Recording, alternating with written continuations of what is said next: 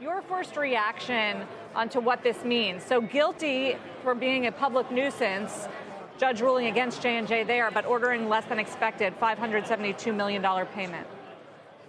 Sarah, hey, how are you? I agree with what Mike has said on this ruling. I think $572 million is below sort of what the bogey or the hurdle was for this particular ruling. We had been hearing roughly $1.5 billion to $2 billion for the better part of 3 or 4 weeks. I think that's where investors were on this in terms of, anything more than that being a bad outcome. So $572 million to me is a very good outcome for the company.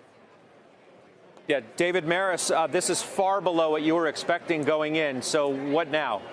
Yeah, this is great news for all of the players, Teva, Endo, all Mallinckrodt.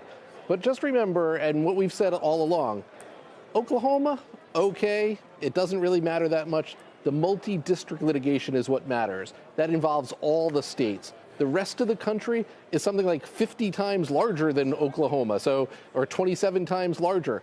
That case matters the most. This is great news. Knee-jerk reaction should be positive for Teva, Mallinckrodt, Endo, and the others.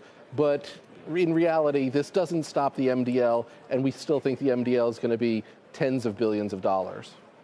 So we are seeing that kind of reaction here after hours. Endo up as much as 11.3%. Big moves, 9% for Mallinckrodt.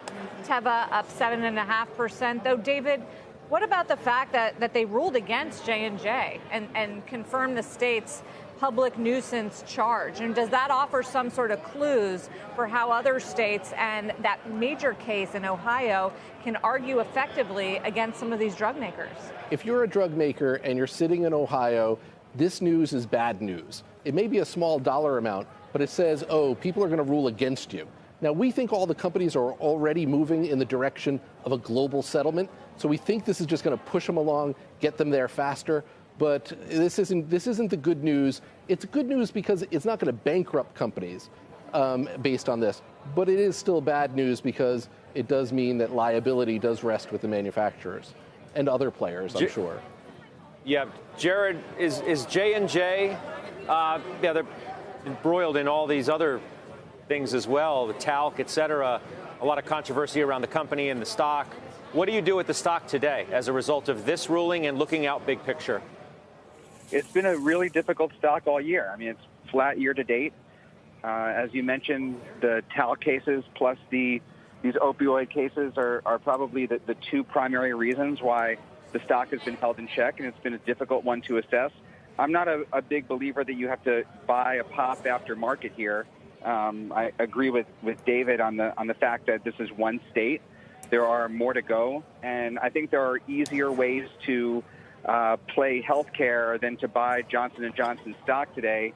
You can put together a basket of pharma and med device companies that have a little bit less overhangs on them to sort of play the Johnson & Johnson complex. So not a big believer in buying the stock today. I think there's still a lot we don't know about the outcomes of these other trials. And I agree, I think Ohio is a massive case, much more significant than this single state. Yeah, David, maybe you could elaborate on that for us a little bit. So Ohio, we're watching. What's the time frame? What are the other big cases? Who are the other big companies? Now that we do have this judge actually ruling against J&J and offering a template here for how these could go. Yeah, so everyone thinks of it as drug manufacturers pushing opioids, but the real issue is who else was involved, who else knew about it. It's not, okay, distributors don't have any any liability because they just ship boxes. It's were there emails any place that say, hey, we're shipping too many drugs here. This is an opioid problem. We should be flagging this. And we're starting to find out, and there were some articles this weekend about some manufacturers where we see emails like that. So I think you're going to see retailers, distributors, and the rest all be they're already named in the Ohio suit. The Ohio suit is really the granddaddy of them all. Think of it as a class action suit that if they can settle that should settle all of the cases. So that's really the one to watch, and it should be done by the end. We think there'll be a global settlement by the end of the year. If not, it could last years. We talked to Larry Merlot on this program, the CEO of CVS Health. He intends to fight it, says there's no culpability by CVS, just one of the companies named there. Let's go back to Meg Terrell in Oklahoma. More information regarding J&J's response. Meg. Sarah, we've just got a very short statement from Johnson & Johnson saying that they plan to appeal this decision here in the state of Oklahoma. We expect to get a lot more from them shortly, including potentially talking with one of their attorneys. J&J plans to appeal this decision here in Oklahoma that holds them accountable for the state's opioid crisis and orders them to pay $572 million. Sarah, back to you. All right, Meg, thank you very much. J&J shares near after-hours highs, up 4.25% on that lower order from the judge to pay. So, I mean, Jared, how much of an overhang has this been for the sector, for the individual stocks at risk, and what is it going to mean for trading now that we have this ruling? Sarah, it's definitely a positive as far as the outcome today for one single case. It makes owning J&J a little bit easier. Like others have alluded to, though, this is one particular state, and we still need to understand what is going to happen with the larger landmark Ohio case. So this is more of a trading situation. Again, not a huge advocate of buying the stock up 4% or wherever it's trading this current second.